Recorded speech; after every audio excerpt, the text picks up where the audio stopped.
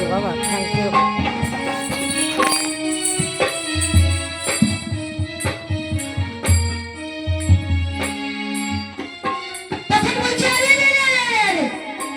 দেখবেন মা, একটু শিক্ষা যাদের মধ্যে রয়েছে, শিক্ষিত কিন্তু ইশারায় বোঝে, এই একটা ব্যাপার। আর অশিক্ষিতের কাজে মুগুর নিয়ে ধরাই করলে তার চৈতন্য ফিরে আসে না মাগো। যদি বলেন শিক্ষিত আবার কে, এমন প্রশ্ন মায়েরা করতে পারে। আমার ভাই বন্ধু মায়েরা শুনুন, প্রকৃত শিক্ষা খন্ড বা বই পড়লে হবে না মাগো।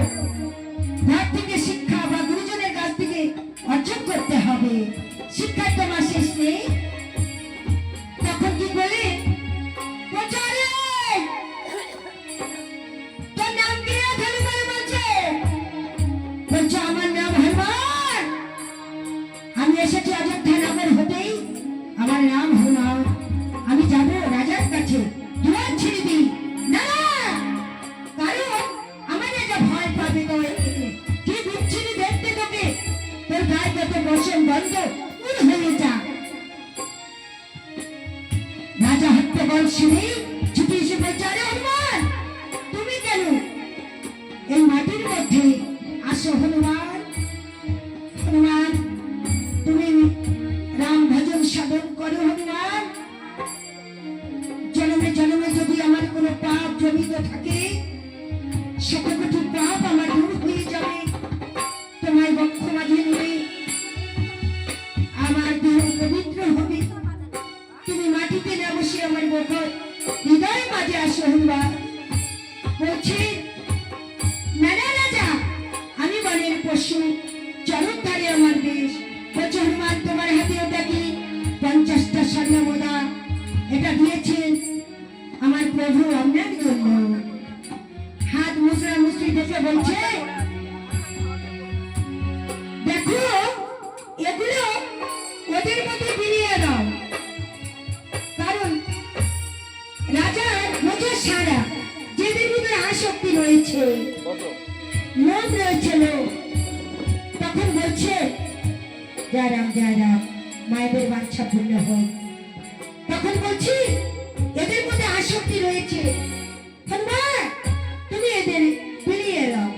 হনুমান এক মুহূর্তে মোহর বিলিয়ে দিলে স্বর্ণ মুদ্রা।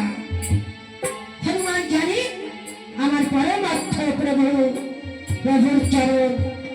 আমি হয়তো জন্মে জন্মে এই রাম নাম ভোজে এসেছিলাম মনে হয়, না হলে এ জন্মে কেন আমি প্রভু এতটা কাছে।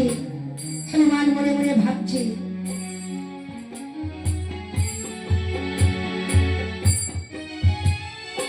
তখন বলছেন, হনুমান তোমার দেশ কেমন আছে? অযোধ্যা নগর কেমন আছে? তোমার প্রভু কেমন আছে? আগে বলো।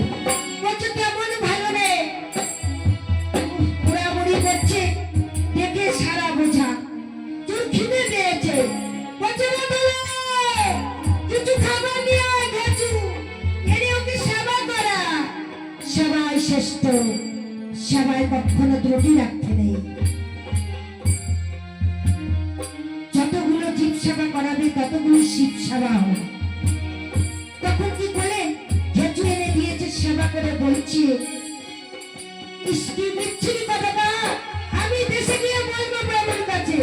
বলছে, না না, সামান্য যাই হোক, তুমি যদি গুরু নাম নিয়ে থাকো বা দ্রব্য অনুসরণ করো হয়ে থাকো, অনুসরণ করো, তার নামে নিবেদন করে তুমি সেবা করে দেখো, সাগরটা প্রসাদের মতন হবে। তখন নিবেদন করে খেয়ে বলছে, বেশ বহুত আচ্ছা খানা, আমি দেশে গিয়ে জানাবো প্রভুর কাছে ভালো খাবার দিয়েছে।